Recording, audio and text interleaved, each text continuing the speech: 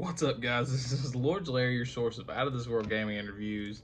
This is Hazel, also with Lord's Lair, your source of out of this world gaming interviews. And today we have another review for you. Of course, we have a retro rogue we're going to be looking at here in just a moment, as well as some comparisons to the old figure. We're also going to get the Mystique head that came with Mystique out and let you see what it looks like on both versions of Rogue. So let's get down to some box art to begin with, guys. So just like the other retro X-Men cards, it's the same layout. It has your character, and then this is going to say something like posable or something like that. Marvel's Rogue, and then of course you can see her there. Beautiful looking figure in box. Can't wait to get her out there. I'm going to show you what it's like to open one of these vintage cards without damaging the package. And then on the back, of course, you have a description of the character, some photography of that character here. And I'll read that description off to you.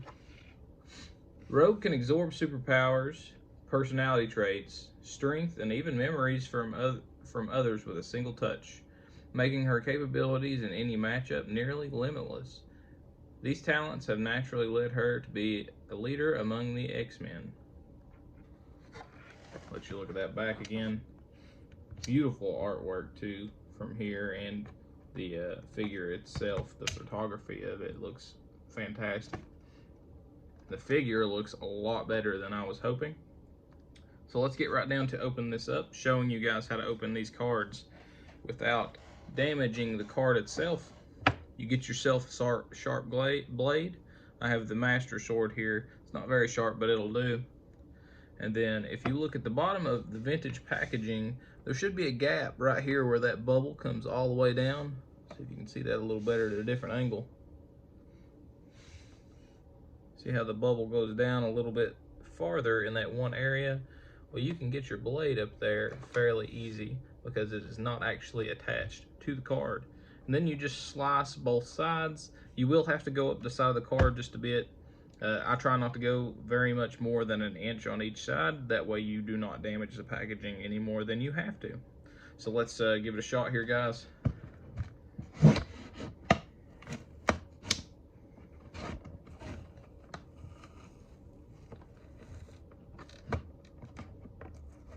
Okay, let's see if that'll do. And you just try to pry it open just a bit, as I said, without damaging it as much as you can.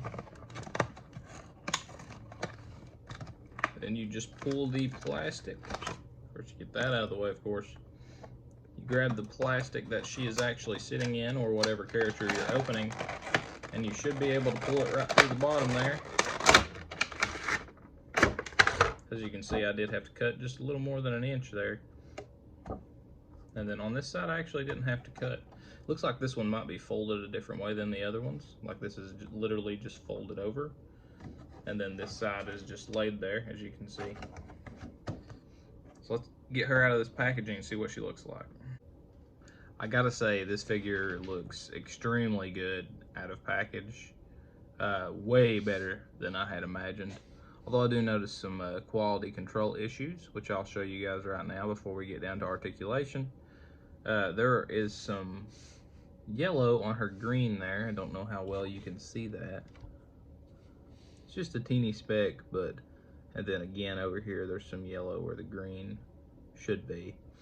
And then, where else was it? There was a tiny speck under her nose. I don't even know if you can see yet, but there is a dark speck under her nose. It doesn't look like you're going to be able to see it.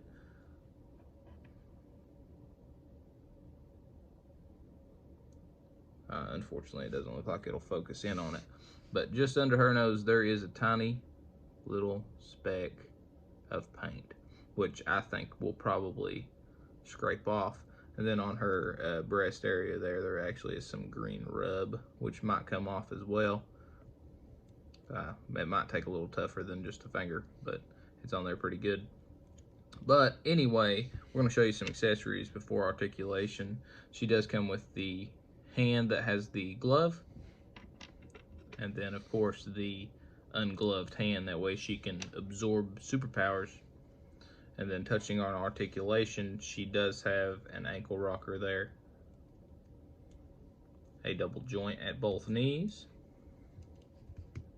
a thigh swivel, a body rocker there, the torso rocker, a single joint at both elbows. And then as far as a range of motion on the head goes, it's not going to be very much with this big hair. That is all the way down, and as you've seen, that was all the way up there, just like that. So you cannot look up basically at all. Zero angle if you're wanting to look up.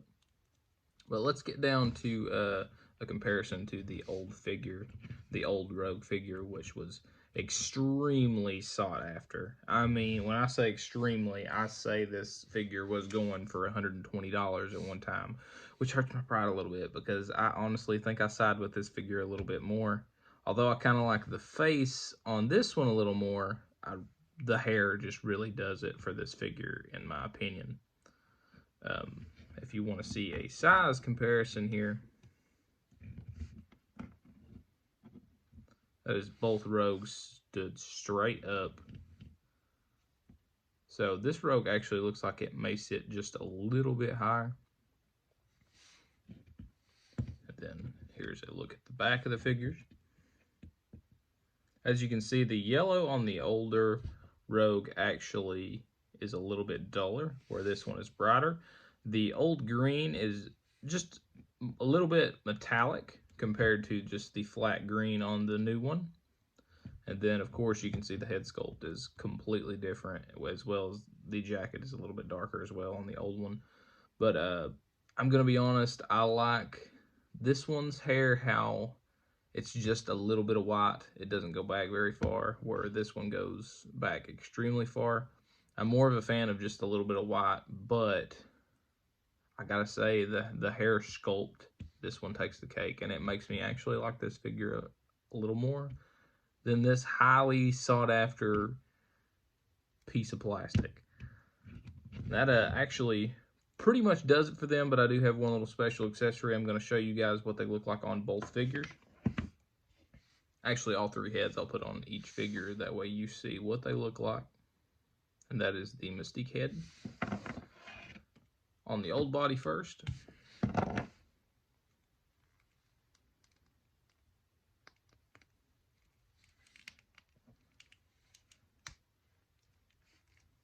That is the Mystique head on the old body. And as you know, that is that old face too from this head. So we'll see what it looks like on this new body too. Now I also will show you what the old head looks like on the new body and the new head on the old body.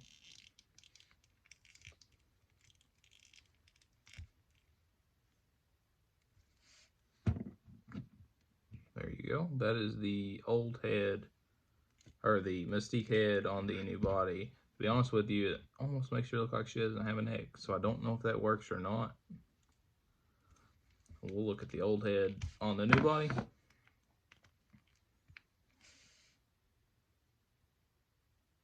Actually works a little better, which is weird because I believe it's the same sculpt. And then we're going to look at the new head on the old body.